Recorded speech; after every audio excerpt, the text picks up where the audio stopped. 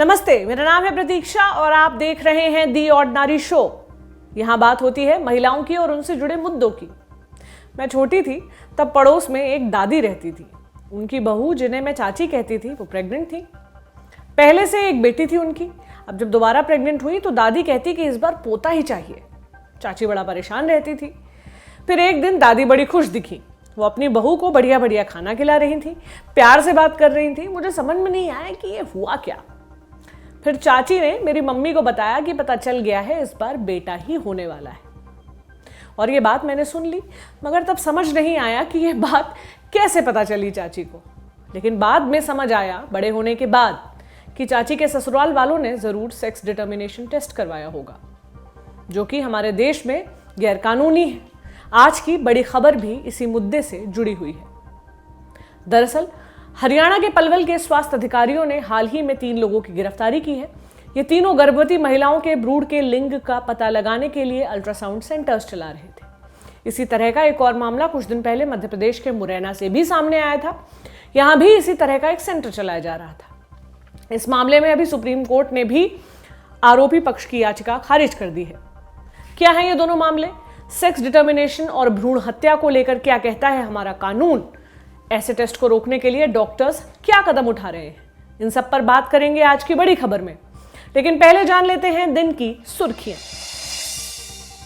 पहली सुर्खी जुड़ी है मिंत्रा से। शॉपिंग वेबसाइट मिंत्रा के लोगो को लेकर बवाल मचा था। शिकायत की गई थी। कहा गया था कि इसके लोगो में बना एम किसी औरत के पांव की तरह लगता है। नतीजा यह हुआ कि वेबसाइट ने अपना लोगो बदल लिया। लेकिन इसके बाद नया तिकड़म शुरू हो गया। सोशल मीडिया पर जनता उस महिला को ट्रोल करने लगी जिसने लोगों को लेकर शिकायत की थी। महिला का नाम है नाज पटेल। ये अवस्था फाउंडेशन के नाम से एक एनजीओ चलाती हैं, जहां परिवार से बाहर निकाल दिए गए बुजुर्ग लोगों की देखभाल की जाती है। मिंत्रा के लोगों पर हुए विवाद के बाद कोई नाज के बालों पर सवाल उठा रहा है तो कोई उनके चरित्र पर।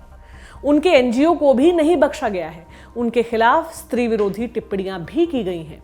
साथ ही नाज के बहाने लोगों को फेमिनिज्म के खिलाफ भी बकवास करने का मौका मिल गया।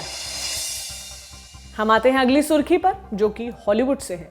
यहां जाने माने स्टार मर्लिन मैनसन के ऊपर उत्पीड़न के गंभीर आरोप लगे हैं। ये आरोप लगाए हैं famous actress Ivan Rachel would ने। रेचल ने सोमवार यानी 1 फरवरी को इंस्टाग्राम पोस्ट किया। कहा, मेरे अब्यूजर का नाम ब्रायन वार्नर है, जिसे दुनिया मर्लिन मैनसन के नाम से जानती है। उसने बरसों तक मुझे प्रताड़ित किया, मेरा ब्रेन वॉश कर दिया गया, मुझे मैनिपुलेट भी किया। अब मैं विरोध और ब्लैकमेलिंग के डर में और ज्यादा नहीं जी सकती। मैं यहाँ उस खतरनाक आदमी को एक्सपोज करने के लिए आई हूँ। मैं उन सभी विक्टिम्स के साथ खड़ी हूँ जो अब चुप नहीं रहेंगी। रेचल और मर्लिन 2007 में जनता के सामने आए थे और अपने रिलेशन में होने की बात बताई थी। तब रेचल 19 बरस की थी और मर्लिन 38 साल के थे। 2010 में दोनों एंगेज हो गए थे, लेकिन अगले ही साल ब्रेकअप हो गया था। 2016 में एक इंटरव्यू में रेचल ने कहा था कि वो रेप का शिकार हुई थी। हालांकि किसी का नाम उन्होंने तब नहीं लिया था। अगली सुर्खी में बात उस लड़की की होगी जिसने ICAI-CA यानी चार्टर्ड अकाउंटेंट्स के एग्जाम में टॉप किया है। नाम है कोमल किशोर जैन। 22 बरस की है, मुंबई की रहने वाली है। आज यानी 2 फरवरी को रिजल्ट आए। एग्जाम की तैयारी करने के दौरान कोमल फाइनेंस की ही फील्ड में इंटर्नशिप भी कर रही थी। वो अब MNCs में फाइनेंस रिलेटेड फील्ड में ही नौकरी करना चाहती हैं और भविष्य में कंसल्टेंट बनना चाहती हैं। हालांकि वो सरकारी नौकरी के लिए भी ट्राई करने की तैयारी में है। कोमल बचपन से ही पढ़ाई में तेज थी। उनके पिता रिटायर्ड गवर्नमेंट अधिकारी हैं और मां होम मेकर है। बात सक्सेस की हो रही है तो इसी क्रम में अगली सुर्खी भी जान लीजिए, जो नासा से है। अमेरिकी अंतरिक्ष एजेंसी नासा ने नया कार्यकारी प्रमुख अपॉइंट किया है और ये पोस्ट दी है भारतीय अमेरिकी भव्या लाल को। भव्या इस वक्त राष्ट्रपति जो बाइडेन प्रशासन के अंतर्गत एजेंसी में परिवर्तन से जुड़े कामकाज देख रही हैं और नासा में बदलाव से जुड़ा जो समीक्षा दल है उसकी सदस्य भी हैं। अब भव्या नासा में बजट और फाइनेंस डिपार्टमेंट में वरिष्ठ सलाहकार का भी कामकाज देखेंगी। भव्या को इंजीनियरिंग और स्पेस टेक्नोलॉजी भी अच्छा खासा एक्सपीरियंस है। कई अमेरिकी स्पेस से जुड़े कार्यक्रमों की अगुवाई कर चुकी हैं। मां ने काफी सारा काम किया है। इसी वजह से नासा में उन्हें इतना अहम पद दिया गया है। तो ये तो थी आज की सुर्खियां। अब लौटते हैं बड़ी खबर पर। दैनिक भास्कर की रिपोर्ट के मुताबिक पलवल स्वास्थ्य विभाग टीम को एक जानकारी मिली, ये कि दिल्ली के एक इलाके में अवैध भ्रूण लिंग जांच और गर्भपात सेंटर चलाया जा रहा है। उन्हें यह जानकारी जिस व्यक्ति ने दी उसने बताया कि यह जांच करने वाली टीम ने उससे 60,000 रुपए मांगे हैं। जानकारी मिलने पर पलवल के सीएमओ यानी chief medical officer doctor Brahmdeep अपनी टीम के साथ इस सेंटर का भंडाफोड़ करने का फैसला लिया। एक प्लान बनाया। जिस व्यक्ति ने शिकायत की थी उसके पीछे पीछे स्वास्थ्य विभाग की टीम अपनी गाड़ी से निकली। वो व्यक्ति अपनी पत्नी के साथ दिल्ली के पीतमपुरा स्थित एक अल्ट्रासाउंड सेंटर पर पहुंचा। उसने पहले ही 5,000 रुपए गिरोह के खाते में ट्रांसफर कर दिए थे। बाकी पैसे अल्ट्रासाउंड के बाद देने थे। खैर, वो व्यक्ति पत्नी के साथ जब केंद्र पर पहुंचा तो अल्ट्रासाउंड हुआ। उसे बताया गया कि बेटी होने वाली है। फिर वो टीम डॉक्टर सुदेश नाम की एक डॉक्टर के पास महिला को लेकर जाने लगे अबॉर्शन कराने के लिए। तभी स्वास्थ्य विभाग की टीम ने उन्हें रोक लिया और रंगे हाथों पकड़ लिया। कुल 3 लोगों की गिरफ्तारी हुई है। नाम है पिंकी, राधा और सुदेश। पुलिस को जानकारी दी गई और तीनों के खिलाफ केस दर्ज करके अल्ट्रासाउंड सेंटर सील कर दिया गया। ये तो था पहला केस। अब दूसरा जानते हैं। हाल ही में सुप्रीम कोर्ट के पास एक मामला पहुंचा मध्य प्रदेश के मुरैना से। दरअसल यहां रेखा सेंगर नाम की एक महिला सेक्स डिटर्मिनेशन और अबॉर्शन सेंटर चला रही थी। 3 मंजिला मकान में यह सेंटर चल रहा था। सितंबर 2020 में पुलिस ने इस सेंटर में छापा मारा था और इसका भंडाफोड़ किया था। सेंटर से पोर्टेबल सोनोग्राफी मशीन, गर्भपात कराने वाली सेक्शन मशीन सहित कई सारे औजार जब्त किए गए थे। पता चला था कि पेशे से नर्स रेखा सेंगर 7,000 रुपए लेकर गर्भपात कराती थी। 26 सितंबर को रेखा सेंगर समेत एक और व्यक्ति के खिलाफ एफआईआर की गई। आईपीसी की कुछ धाराओं समेत medical termination of pregnancy act 1971 और pre conceptual and pre natal diagnostic technique act 1994, जिसे पीसीपी एनडीटी एक्ट कहते हैं, उसके कुछ प्रावधानों के तहत केस दर्ज किया गया। तब से अब तक रेखा पुलिस कस्टडी में है। वहीं दूसरे आरोपी को अक्टूबर 2020 में जमानत मिल गई थी। रेखा ने ट्रायल कोर्ट में जमानत याचिका डाली जो खारिज हो गई। फिर हाई कोर्ट में डाली, वो भी खारिज हो गई। इसके बाद मामला पहुंचा Supreme Court. Justice Mohan M Shantanagoudar की बेंच ने मध्य प्रदेश हाई कोर्ट के फैसले को सही माना और बेल याचिका खारिज कर दी। कहा, इस अनैतिक प्रक्रिया का बेरोक टोक जारी रहना वैश्विक स्तर पर ये साझा समझ कि ये महिलाओं के खिलाफ हिंसा का ही एक रूप है और हमारे संविधान के मूल का निर्माण करने वाली लैंगिक समानता और सम्मान को नुकसान पहुंचा सकने की इसकी काबिलियत। ये सभी कारक जन्म से पहले लिंग निर्धारण को एक गंभीर अपराध बनाते हैं जिसके इस समाज के लिए गंभीर परिणाम हो सकते हैं। दुख और हैरानी की बात है, हमारे देश में जन्म से पहले मां के पेट में पल रहे बच्चे का लिंग जानना गैरकानूनी है, गंभीर अपराध है। लेकिन आज भी ये हो रहा है और आज भी जब लोगों को पता चलता है कि उन्हें बेटी होने वाली है तो वो मां के पेट में पल रहे बच्चे की हत्या करवा देते हैं, अबॉर्शन करवा देते हैं, खासकर तब जब पहला बच्चा भी उनका बेटी ही हो। यही वजह है कि देश का सेक्स रेशियो बहुत खराब है। सुप्रीम कोर्ट ने मुरैना वाले मामले में देश के सेक्स रेशियो पर भी बात की। सेक्स रेशियो यानी प्रति 1000 लड़के पर लड़कियों की संख्या। कोर्ट ने बताया कि 1901 की गणना के मुताबिक देश में हर 1000 आदमी पर 972 औरतें थी। 1961 में यह अनुपात और भी कम हो गया। प्रति 1000 लड़कों पर 941 लड़कियां रिकॉर्ड की गईं। 1971 में यह रेशियो 1000:930 यानी 930 लड़कियां प्रति 1000 लड़के हो गया। 1991 में और भी कम होकर 1000 अनुपात 927 हो गया। लड़कियों की लगातार कम होने वाली संख्या को देखकर ही सरकार 1994 में पीसीपी एनडीटी एक्ट लेकर आई। क्या है ये एक्ट और क्या है इसके प्रावधान, ये हमने जाना सुप्रीम कोर्ट की वकील विजयलक्ष्मी से। उन्होंने क्या कहा, सुनिए। ये जो आपका medical termination of pregnancy act है, ये थोड़ा काफी लीनियंट है। जैसे कि आपके मेंटल और फिजिकल हेल्थ का एक्सक्यूज देके आप आराम से चीजें अवॉइड कर लेते हैं, लेकिन इस चीज के लिए अगर इन लॉज आप पे प्रेशर क्रिएट कर रहे हैं, सेक्स डिटर्मिनेशन उन्होंने कराया और सेक्स डिटर्मिनेशन करा के उसके बाद आप पे प्रेशर क्रिएट करके अबॉर्ट करा लेते थे, तो इसलिए जरूरत पड़ी कि सेक्स डिटर्मिनेशन ही ना हो। जब सेक्स डिटर्मिनेशन नहीं होगा तो पता नहीं चलेगा कि लड़का है या लड़की है। तो उस कंडीशन में विदाउट कंसेंट ऑफ मदर आप या विद कंसेंट, बिकॉज आप प्रेशर क्रिएट करके भी मदर से कंसेंट ले लेते हैं, तो जब सेक्स डिटर्मिनेशन ही नहीं होगा तो आप उस कंडीशन में इस चीज का जो डिक्लाइनेशन हो रहा था ये गर्ल चाइल्ड का, वो चीजें आप कंट्रोल कर सकते थे।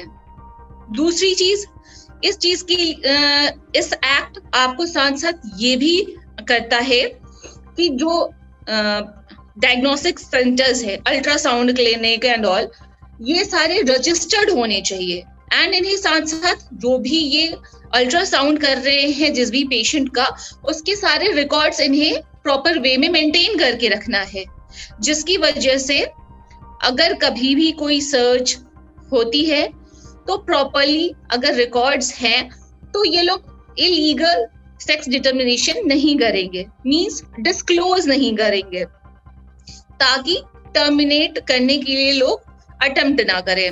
मुरैना वाले मामले में medical termination of pregnancy act यानी एमटीपी एक्ट के तहत भी एक केस दर्ज किया गया।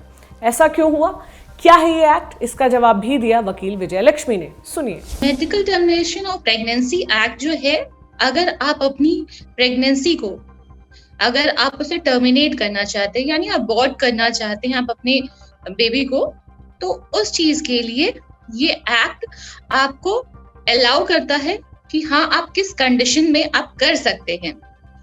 इस एक्ट की जरूरत इसलिए पड़ी क्योंकि पहले लोग बड़े आराम से टर्मिनेट कर दिया करते थे, बाद में आप शुरू के केसेस में देखेंगे नॉर्मली भी लोग कंसीव कर लिया करते थे, प्रिकॉशंस नहीं लेते थे, एंड अनबॉर्न चाइल्ड की बहुत ज्यादा इस तरह से डेथ हो रही थी। तो इस चीज को रेगुलेट करने के लिए गवर्नमेंट ने ये एक्ट लाया और उसके बाद उन्होंने कहा कि आप कुछ सर्कमस्टांसेस हैं स्पेसिफिक, उसमें ही आप टर्मिनेट कर सकते हैं। वो स्पेसिफिक जो सर्कमस्टांसेस होते हैं वो ये कि बेसिकली वुमेन के अगर मेंटल हेल्थ पे या फिर उसके फिजिकल हेल्थ पे उस बच्चे की वजह से अगर कोई प्रभाव पड़ रहा है, कोई फर्क पड़ रहा है, वो उसके लिए not good for her health और फॉर मेंटल हेल्थ, तो फिर आप उस कंडीशन में आप अबॉर्ट कर सकते हैं। अगर 12 वीक्स की आपकी प्रेगनेंसी है तो एक मेडिकल प्रैक्टिशनर के रिकमेंडेशन पे, और अगर अप टू 20 वीक्स की आपकी प्रेगनेंसी है तो आप 2 मेडिकल प्रैक्टिशनर के रिकमेंडेशन पे आप टर्मिनेट कर सकते हैं। ये सर्कमस्टांसेस उस केसेस के लिए हैं जैसे कि रेप विक्टिम्स है।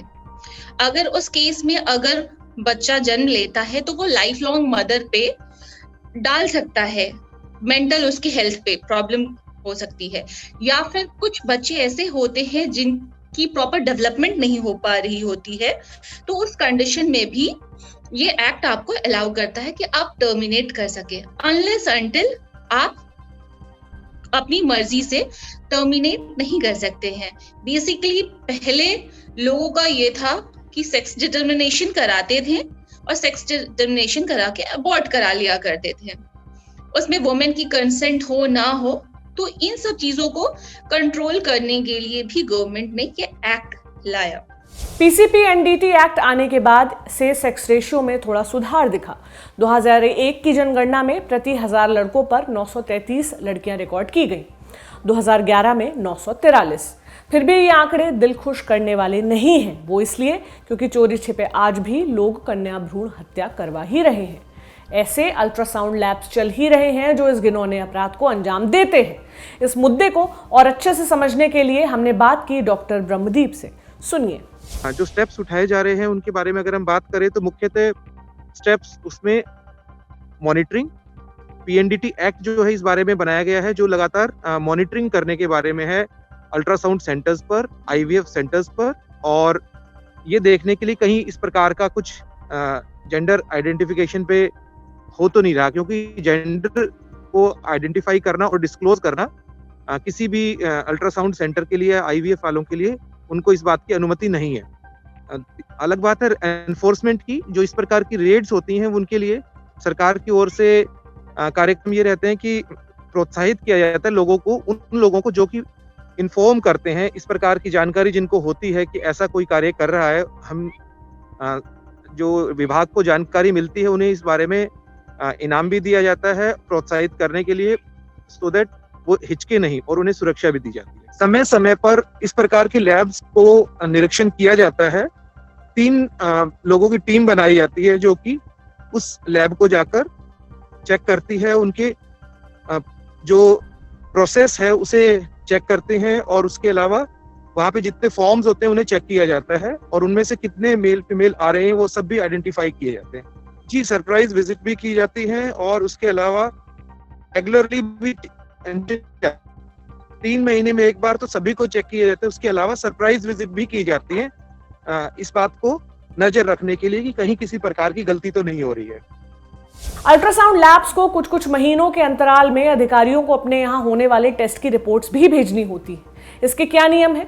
क्या कोरोना के बाद से ये भेजना बंद कर दिया गया है या नहीं? इसका जवाब भी दिया डॉक्टर ब्रह्मदीप ने। सुनिए।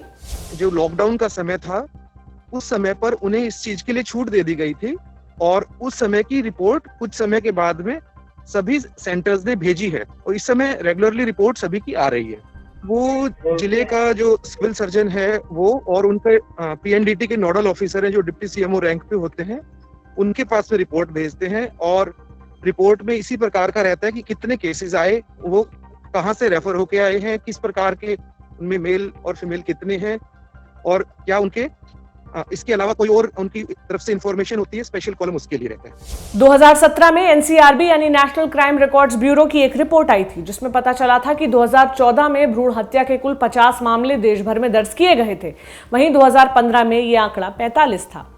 ये तो वो मामले हैं जो सामने आ सके हैं, ऐसे कई मामले हैं जो दब जाते हैं या दबा दिए जाते हैं, यानी असल आंकड़ा इससे कहीं ज्यादा बड़ा है। न्यूज रूम में ही हमने अपने साथियों से एक कैजुअल बातचीत की। कुछ साल पहले पिता बने हमारे 2 साथियों ने बताया कि कभी लक्ष्मी के नाम पर तो कभी देवी के नाम पर लड़की होने की हिंट दी जाती है अल्ट्रासाउंड के बाद, और अगर वो दूसरी बेटी है यानी पहले भी बेटी हो चुकी है कपल को, तो रेडियोलॉजिस्ट इशारों में ये बताते दिखते हैं कि अबॉर्शन के लिए उन्हें कहाँ जाना है। जो 2 केस हमने आपको खबर की शुरुआत में बताए वो कोई ब्रेकिंग न्यूज नहीं है, ये कोई शॉकर नहीं है, कोई शॉकिंग इंसिडेंट्स नहीं है, बल्कि प्रेगनेंसी में शामिल हो चुकी, प्रेगनेंसी के प्रोसेस में शामिल हो चुकी एक आम घटना है। ये थी हमारी बड़ी खबर। अब वक्त है हमारे चलते चलते सेक्शन का। आज हम रेकमेंड कर रहे हैं एक वेब सीरीज जिसका नाम है सेल्फ मेड। पूरा नाम है self made inspired by the life of madam C.J. Walker. American drama series है, नाम से ही जाहिर होता है कि इसमें मैडम C.J. वॉकर की लाइफ और उनके स्ट्रगल को दिखाया गया है। अब ये C.J. वॉकर कौन है? एक ब्लैक महिला थी, अमेरिका में रहती थी, कपड़े धोने का काम करती थी। बहुत गरीबी में उनके दिन कट रहे थे, लेकिन फिर उन्होंने अपने अंदर के टैलेंट को पहचाना, ब्लैक औरतों के लिए ब्यूटी प्रोडक्ट्स बेचने का बिजनेस शुरू किया, पार्लर खोले और एक सफल बिजनेस वुमन बनी। ये सब उन्होंने उस दौर में किया जब अमेरिका में ब्लैक लोगों के साथ हर कदम पर भेदभाव होता था। C.J. वॉकर ब्लैक थी, ऊपर से महिला थी, तो जाहिर तौर पर उनके सामने आने वाली दिक्कतें भी पुरुषों की तुलना में कहीं ज्यादा थी। कैसे दिक्कतें आई और कैसे इनसे मैडम C.J. वॉकर ने डील किया, सब आपको ये सीरीज देखने पर पता चल जाएगा। ये आप नेटफ्लिक्स पर देख सकते हैं। सीरीज देखें और हमें फीडबैक दें, कमेंट बॉक्स में कमेंट करें और मुझे खत जरूर लिखें। पता आप अपनी स्क्रीन पर देख सकते हैं। आपके खतों का जवाब मैं दूंगी इसी शो में। तब तक आप देखते रहें ऑर्डिनरी। कल फिर मुलाकात होगी। शुक्रिया।